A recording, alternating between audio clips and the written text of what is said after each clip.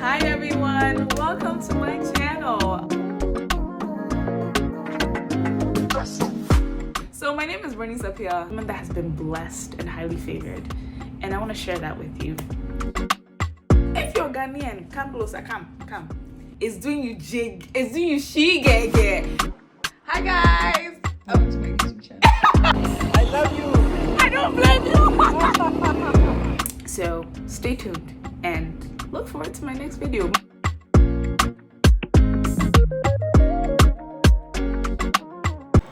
Hi guys, welcome to my channel. So today we're gonna have a conversation about being a minimalist. If you don't know, a minimalist is basically someone who lives a very simple life. You don't have a lot of stuff. You may have, your wardrobe is very tailored to one or two things. Like, let's get into it. You can search up you can Google yourself what a minimalist is, but it's someone who lives a simple life. And I'm also a nomad, which means I live in multiple places at one time during the year. I've lived in almost every state in the US. I've traveled almost every continent, but there's 5 continents I've been to. I cut 2, then I know that I've done well, right? Because there's 7 continents. Anyway, all that to say, welcome to my channel. Today I'm going to tell you how being a minimalist has saved me financial grief, trauma, and all that stuff. One of the things I do as a young woman in society is I don't follow trends. So if you watch all of my videos, I'm usually wearing dresses. I like dresses because it works for my body shape and it's easier to just wear dresses. I don't like sandals, so I wear a lot of heels because it just makes me feel good. So therefore, knowing your style is number 1. We're going to talk about knowing your style.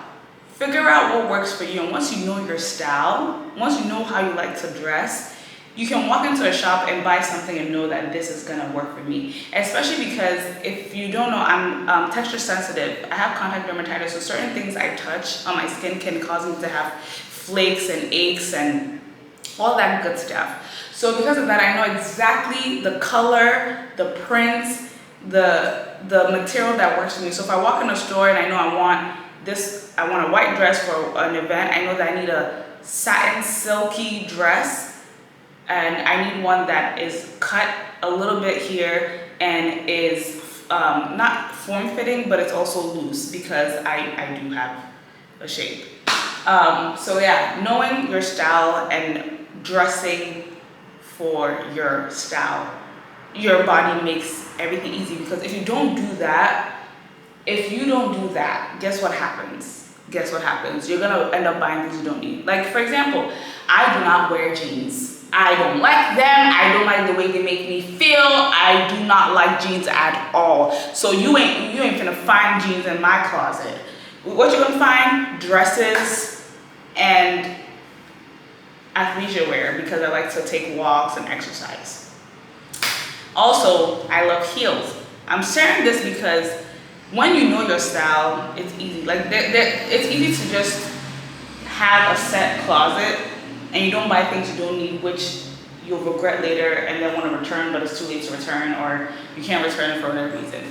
And also, I like solid prints. So because I like solid prints, I try not to wear a lot of printy clothes, which you'll probably see in CBBA. The theme of a lot of the materials is simplicity and a dash of African culture. So that's number 1. Choose your clothes, know your body, get what works for you. Number 2, your diet.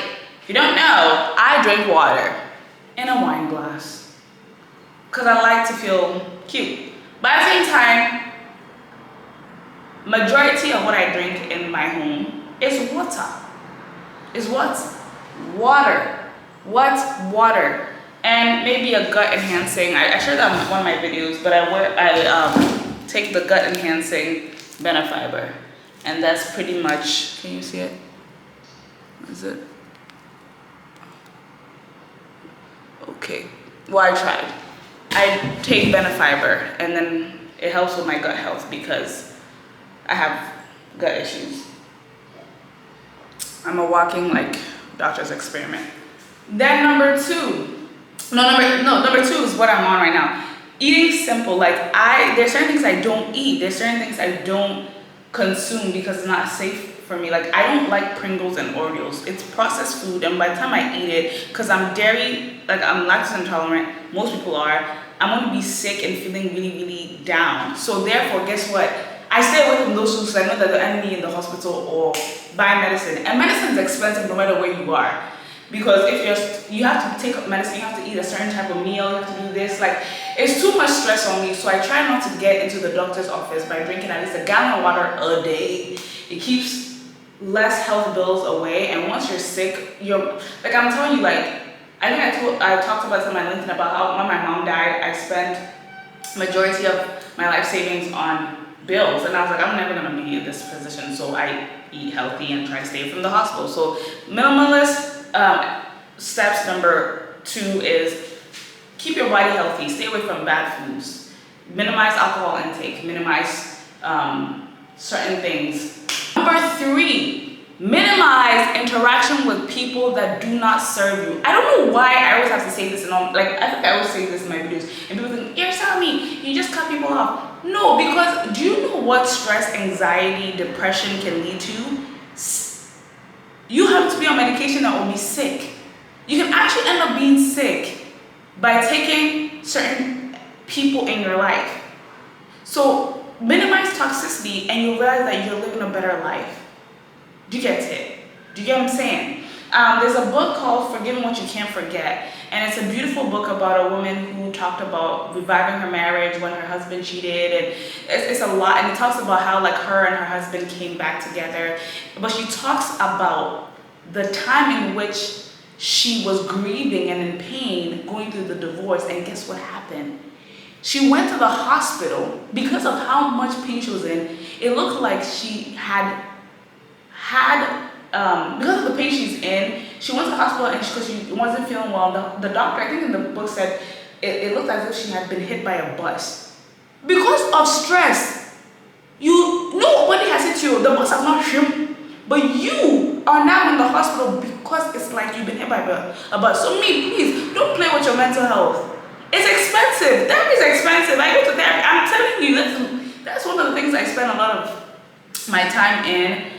Just to keep, because I have so much going on, I need to make sure that I'm able to like program myself access. If you're in Ghana, you can go to Ridge Hospital.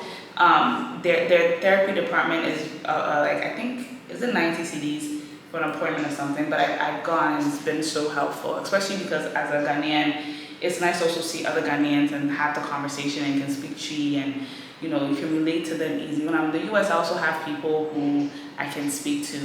And part of my mental is also doing stress-free days. Like on Mondays, I take that day to just de-stress myself and to do what works for me. Maybe just take a day to read, to take a nap, to swim, etc., etc. So I talked about clothing. I've talked about food intake as a minimalist, and I talked about, what was the third thing I talked about? I just talked about, toxicity, reducing toxicity. Number 4 as a minimalist, young women, especially Black women, listen, this thing called a wig, you don't need 10 of them.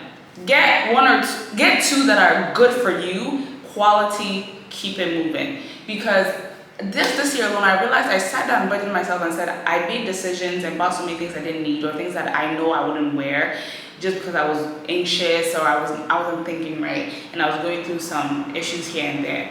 So I just bought wigs to feel good, which is fine because sometimes you need that release, like that impulsive spending, but after a while you have to come back and rewind. So right now I literally own 2 wigs that I love and works for me, and I'm also growing out my natural hair, and that's it. And that adds to the 4th conversation of buying products that works for you.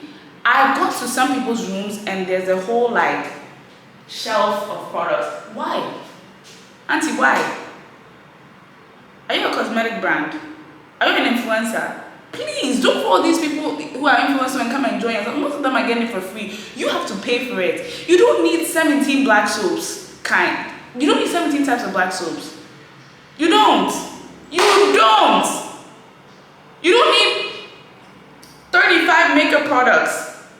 You don't. Most of the people who are buying thick fan makeup products, you drink a lot of soda, now your face is doing pimples. And you keep buying more to cover the pimples. Why don't you just reduce the soda intake? And I'm not coming at anybody, please don't come at me. I told you, this channel is not to hurt anybody's feelings, just I'm sharing you what works for me. So, know what works for you when it comes to chemicals, read the ingredients, know what works for you, and find something that works. When you find something that works, stick to it. If it's not working, don't fix it. Because one time, someone told me to go try something. Hey! I tried the thing. My face was doing tic-tac-toe. It was looking horrible. Said I'll never do that thing again. So what works for you, don't, what's not broken, don't fix it, right? Part of being a minimalist is to make sure you have a grooming routine. For me, I have a grooming routine. I make sure when I wake up, I wash my face 3 times. I take a shower. I pray.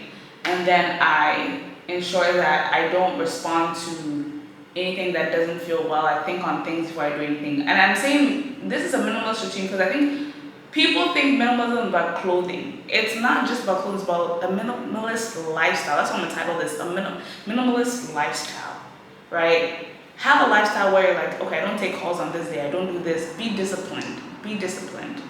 It helps.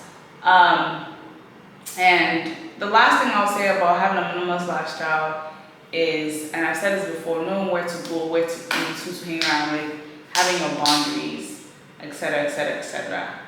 The last of what I'm going to say is being a minimalist is also knowing the type of jobs and contracts you can take. It's not everything you should accept in this life. Do you understand me? Buy barrier with me. Do you want some of my barrier? The types of jobs and things you should accept. It's not everything you should accept. I know times are hard, but you can't trade your mental health for funding. And some people say, I remember someone said that I'm privileged. That's why I said, privileged saying, I'm literally, I don't come from anything. I'm trying to teach you how I got here. So if one day you see, oh, Bernice up here, the whatever signs you have or whatever zeros behind my name, you know that she didn't just get up and do this. When I was growing up, if I even had, money, is because I saved my money. I worked for it. I worked for like many jobs at Bernice University just to afford my education. Like I had scholarships, right? But I still had to maintain my life. So yeah. Having a minimalist mindset and a lifestyle will help you get to places where you never thought you'd get before. I wish you well.